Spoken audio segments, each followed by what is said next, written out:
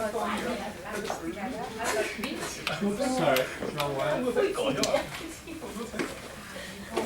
Morning, everyone. Morning. I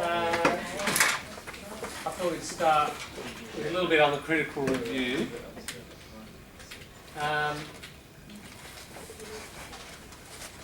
First thing is that in the writing section, you know the academic phrase back, I've showed you that. Remember that? Just have a quick look again. Remember that page? And all those transition signals and causality, very useful and very rich and long document. Ultimately, you can actually download the whole thing as a PDF there, which is kind of useful. I'd do that and print it out and just keep those for the next few years, because really that level of writing is, pretty good, pretty high, and you can make continual reference to that stuff. I would say that's one of your key sort of central guides to writing, professional academic writing over the next few years, those collocations that are in there. And for our critical review, we've got one at the top there, being critical. So we'll just have a bit of a look in there. As it says, as an academic writer, professional writer, you're expected to be critical of the sources you use. This essentially means questioning what you read, not necessarily agreeing with it just because it's been published. Being critical can also mean looking for reasons why we should not just accept something as being correct or true. This can require you to identify problems with the writer's arguments or methods, or refer to other people's criticism. Constructive criticism goes beyond this by suggesting ways in which a piece of research or writing can be improved. That's certainly, if you can suggest about a piece of research how they could have improved it, that shows creative, constructive thinking. And that's sort of your distinction, high distinction territory really, not just criticising but offering ways forward, either for further research or improvements and so on. So with that idea in mind, here are categories. So introducing questions, problems and limitations. So like, for example, the main weakness with this theory. You've got a collocation there, main weakness. Key problem. What's another one? Smith's analysis does not take account of. Nice phrasal verb structure in there. The existing accounts fail to resolve the contradiction between one thing and another. You've got resolve the contradiction. All these collocations all the way through. I might just, if everybody's logged on, just start up the display so you can see it a bit more closely. 3, 2, 1. Bingo. But that's not a very good bingo, is it? No. Didn't win any money at all. Alright, try again. Shut that down.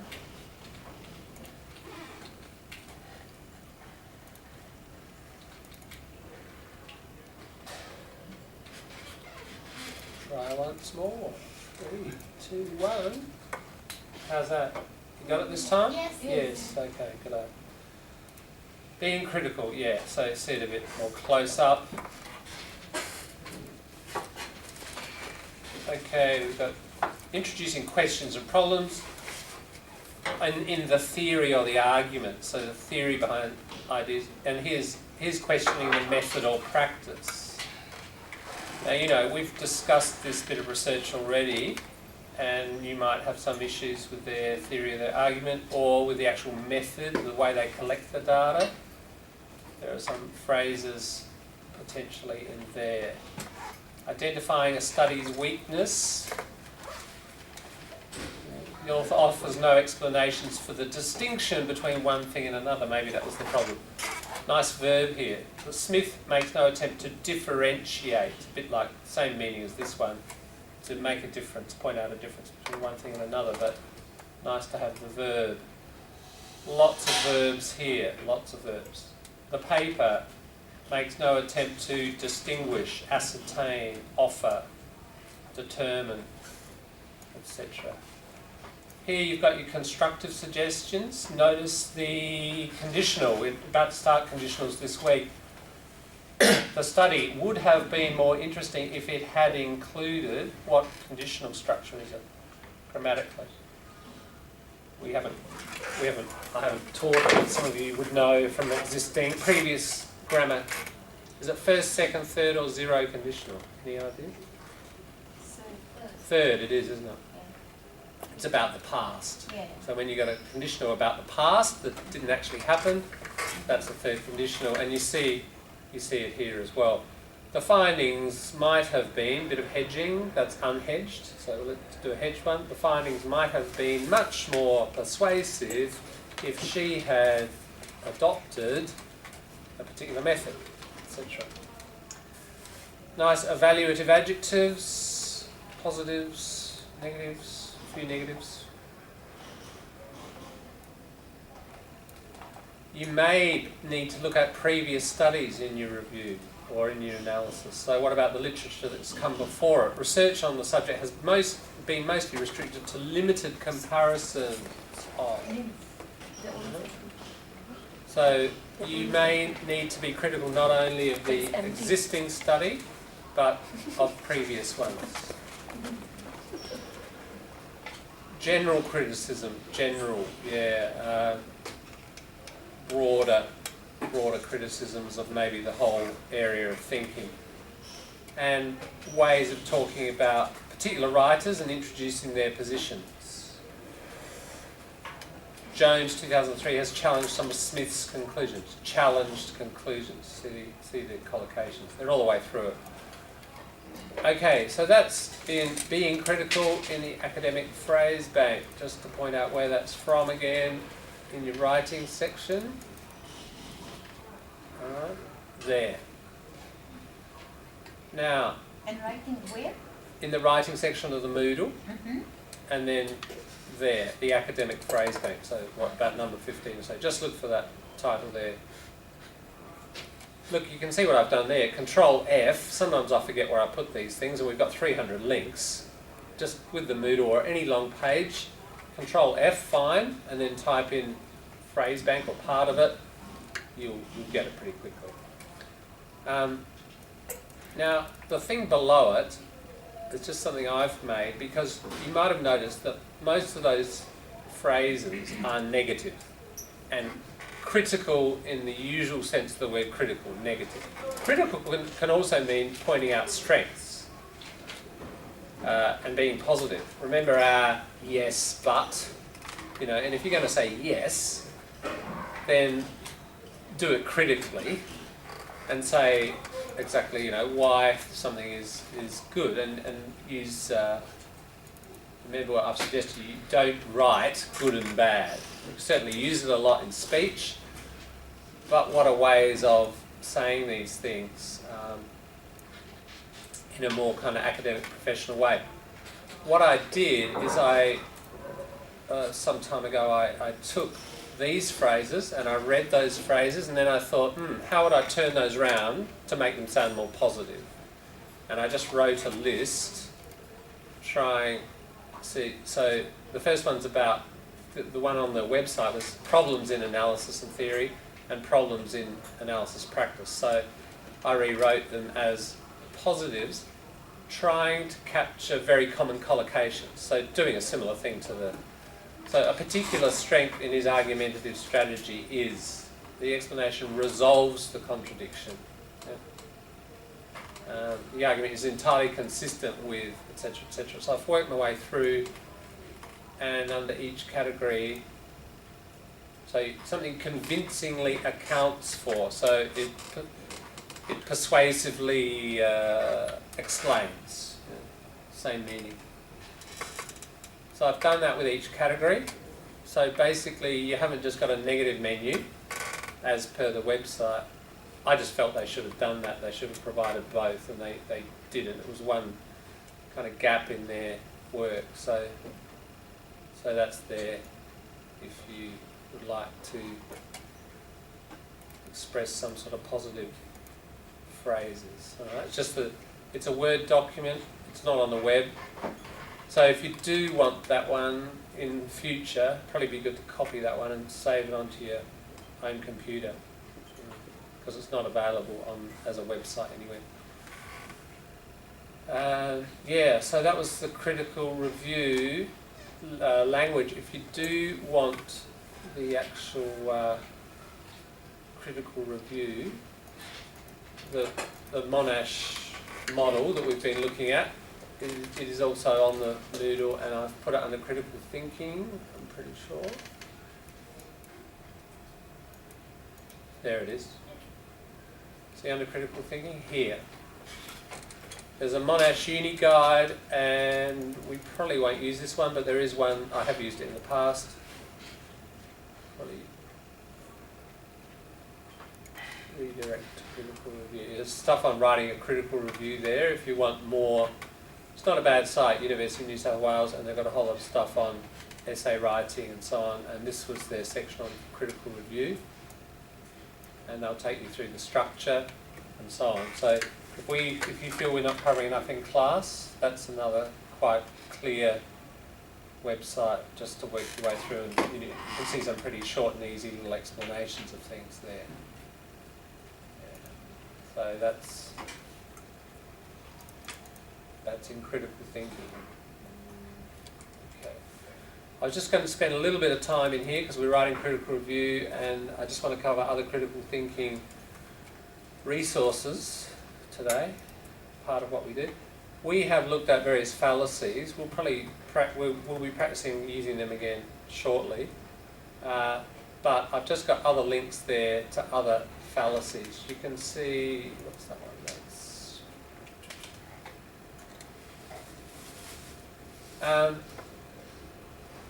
What uni was that one again? UNC, it's American, can't remember what uni. However, I'm just opening this to point out, there it is, University of North Carolina, okay. Many writing websites on university websites, they're there for all students in all subjects and faculties to obviously develop their writing. You will find this is very common, that there's a critical thinking section in the writing section. And it's just basically what I've said before.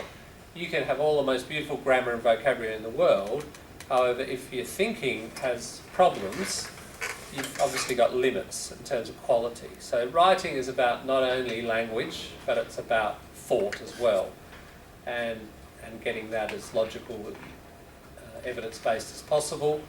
So most sites do these days have stuff on fallacies, and that's quite a nice list. We've covered some of these. You'll see that one, we haven't, so we've covered analogies, appeal to authority. That one's just got a Latin name, that's appealing to common belief and common practice. We've done quite a lot of these. That one's new. So we haven't covered every single one, but if you'd like to go back, maybe not now because you're busy with the course, but over time, go back, and we haven't really covered those two. That's a pretty common one. False dichotomy. Yeah, that's a good one. I'll give you a false dichotomy example. George Bush, after 2011, you are either for us or against us. There's no in between. So it's presenting a complex situation as a black or a white, and there's no intermediate grey. And sometimes that's accurate, but a lot of the time it's not, and that can be a false assumption that people will throw at other people. So that kind of thing there are, and we haven't really covered this one and so on. So that's the main one, NISCOR, that I've based most of the material on, but you've got these other ones here. You can see universities again, Hong Kong Uni, etc. That's a nice simple one, that's a nice little poster. Why don't you print that off?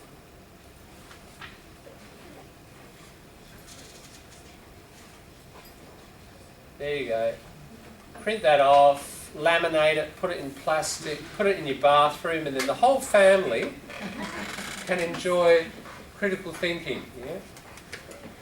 In the morning, early training. You may not want to train the rest of your family in critical thinking. If you want to win all the arguments in the household, don't show them this. Yeah? Oopsie, I think I've just killed my, sorry. Oh, I've just killed my website. Start again.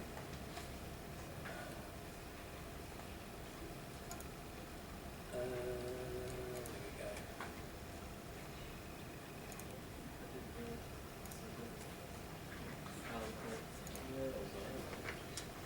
Okay, critical thinking. Sorry about that.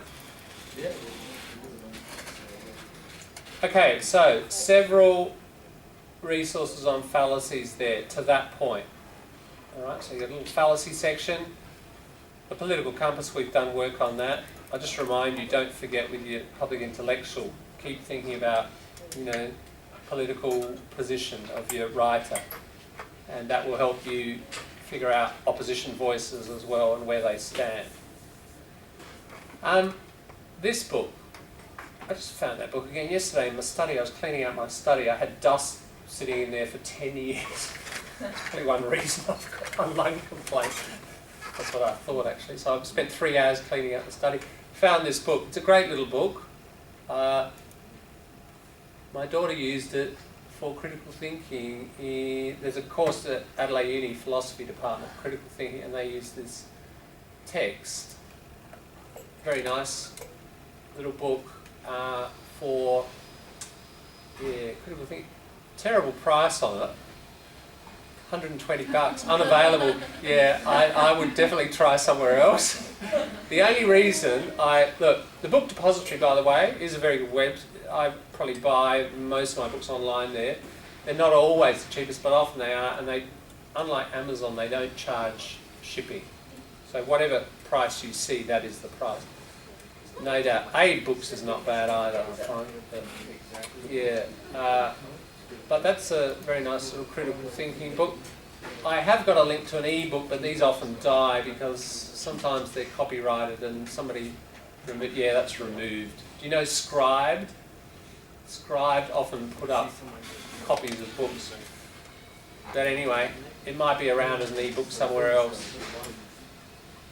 Okay, these two here, the theory of knowledge. I'll just go to this one, Alchin. They've removed that from their bookcase. Alright, I'll just... That's pretty.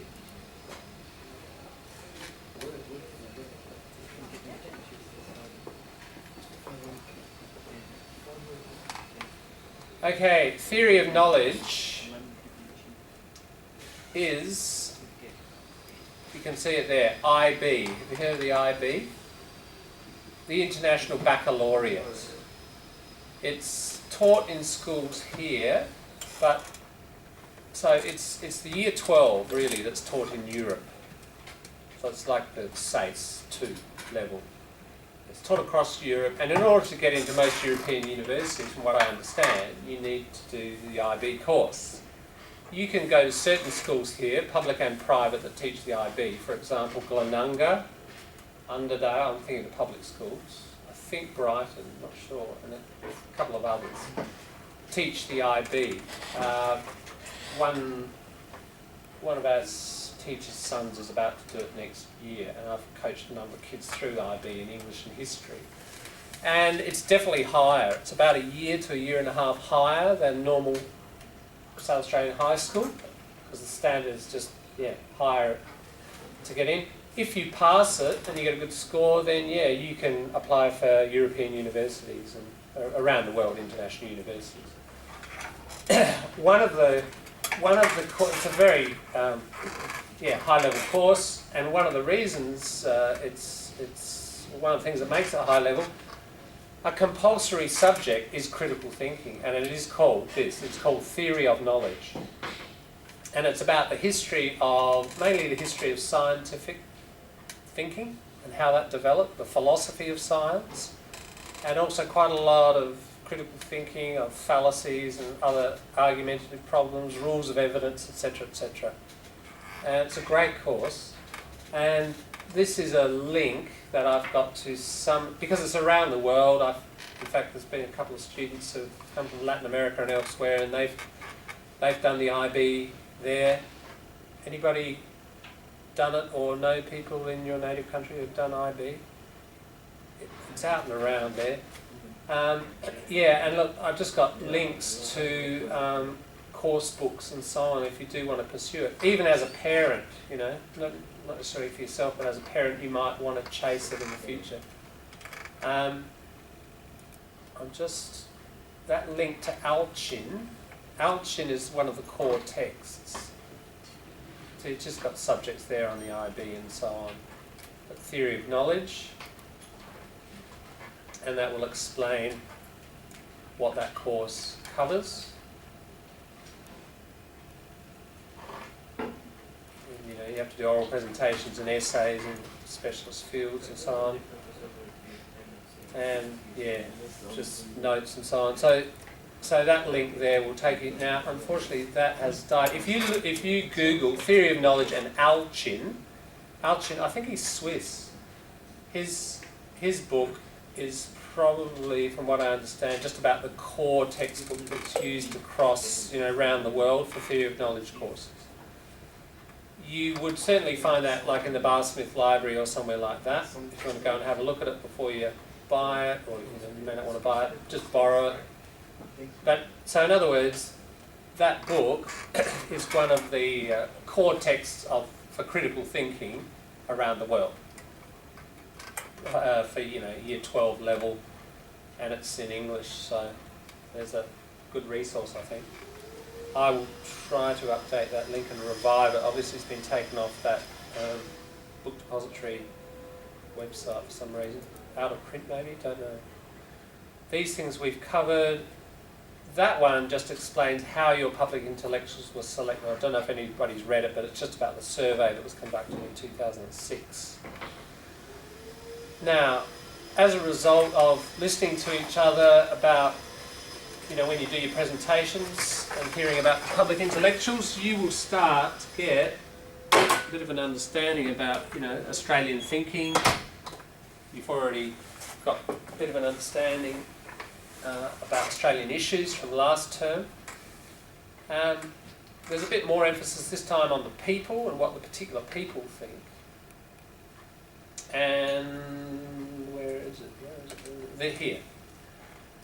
What I have put together over the last few years is something that I have talked about the culture wars. Remember the left and the right, and the fact that they'll fight over things like history or education or whatever. I haven't put every public intellectual up here because sometimes they don't fit into these categories. But just as I'm reading articles, or you know, here's something on Radio National, and there's a person who's starting to emerge as a spokesperson in a certain field, or they're kind of regular, not just what we call a one-off. They don't just appear once, but they've become familiar or semi-familiar people on the Australian thinking landscape. Then I put them up in the category. So, for example, cartoonists. You tend to, you know, not too many conservative cartoonists, but so again, you know, cartoonists are satirical, aren't they? And I have mentioned why satire tends to belong to the left. You tend to see it there in Australia. He's probably our most famous one, Michael Leunig. This is useful for also just, you want cultural development over the next year, work your way through some of these names. Just Google them and read some articles by these people. You soon get an idea of what they think. I reckon, you know, if you worked your way through those people over a year and read half a dozen articles or so about or watched a program or something, or read some cartoons, you'd have a very, very good understanding of the sort of landscape of debate, thinking, etc., social issues in Australia. So there are the journalists. You can see Philip Adams sitting there, John Pilger, whose film we've watched. these people, mainly writing for the Murdoch Press or the Australian. So it's just good when you see it. These are very common names as soon as you open the newspaper or look on the web. So as soon as you see any of these names, you can't know where they're coming from. David Marr, I've mentioned. The movie that we watched, John Pilger. Yeah. Which movie are you referring? That's to? Pilger, the A Secret Country. Oh, okay. Yeah. Historians, some of these people are public intellectuals like Henry Reynolds, Humphrey McQueen, Stuart McIntyre, John Hurst. They're on our list. Religion splits mainly on the right, but there are some figures. He's a public intellectual. Anybody doing Tim Costello? Can't remember. Yeah, James, right. We'll learn all about him from James. And a few others on the smaller groups on the left there. He is no longer in Australia. You know this guy? He used to be the Archbishop of Sydney. He's been promoted to, I can't remember his exact position, but basically he's looking after all the finances in the Vatican. You know, he's an incredibly important, powerful figure in the Vatican now. Very conservative. Education, I was just writing about this guy this morning on Facebook, Kevin Donnelly. In fact, I've just posted something. Kevin Donnelly says, don't know if you know the dispute. Last week, I think, some Muslim students in a Victorian school, the principal said, you don't have to... What happened is the national anthem started playing and all the kids got up to sing. And some of the Muslim students had a bit, the younger ones had a bit of a problem because, is it the case that right now there is a... is it related to Ramadan? I'm not sure on the period, but you're not supposed to sing at the moment. You're not supposed to express joyful sort of expressions. So I think overall we're not supposed to listen to music, regardless the content of it, because right. Because like nowadays a lot of the music it's usually about like sexual content, violence and stuff like that. So that's one of the reasons why. You just have to turn off the rap station. No, I mean like it could be rock and roll and other Sexual content in Mozart. Yeah. So I think overall, like regardless if Actually, it's those content or not. Yes. Yeah, you're right. You're not supposed to. It's not just Yeah. like the Like lyrics, even instruments. as well. Instruments, yeah. Ah, okay. Yeah. Right. All right. Yeah. And look, you know, Europe went through that similar stage. The Puritans, for example, were not allowed to listen to music or dance or a series of things. So there's a strand in Christianity that's similar. Anyway, the point was, I'd have to look up the article. It was mention of a particular period and the fact that these kids were confused, like their religion was sort of telling them one thing and then the school was telling them the other. So the principal said, don't worry guys, you don't have to sing the anthem, you can leave. And the Conservatives have been absolutely attacking this school over the last week and saying, Kevin Donnelly was one saying the national anthem, it should be compulsory and every kid should sing it. You can't opt out. So there's been this debate around it. So, he's a strong sort of conservative nationalist. He's the guy who reviewed the national curriculum for English. And in this article, yeah? I have a question. National anthem overall, is it considered as a song or like? Sure, I'm it's a talking song. Everyone. And Because like I'm pretty sure like some countries that have national anthem. All of them have Yes. I don't Yeah, think a lot it's of a them. big problem. Yeah. I'm not sure why those people were. Right. Like it's not like the. I'll see if I can find the article in a minute, and you would recognise this name of this particular festival or period. You might be able to comment on it. But yeah, he's certainly, I have mentioned, he's strongly anti-multiculturalism. He says multiculturalism has failed in Europe, we shouldn't be following it. He says, we should emphasise our Christian heritage, we should emphasise the national, nationalism and so on. So he's quite an outspoken figure. Julia Gillard, interesting. Julia Gillard's quite right-wing in some respects, in some areas in the centre. Certainly on education, she's been very right-wing. trying to import American models of charter schooling and so on. Women's issues, we've got Germaine Greer there, who's on our list, who we're going to hear about. Aboriginal people, Marcia Langton is there, Noel Pearson is there. Both, the ones on our public intellectual list are both conservative. Think tanks, I have mentioned these institutions, and they're very commonly mentioned in articles in the newspaper,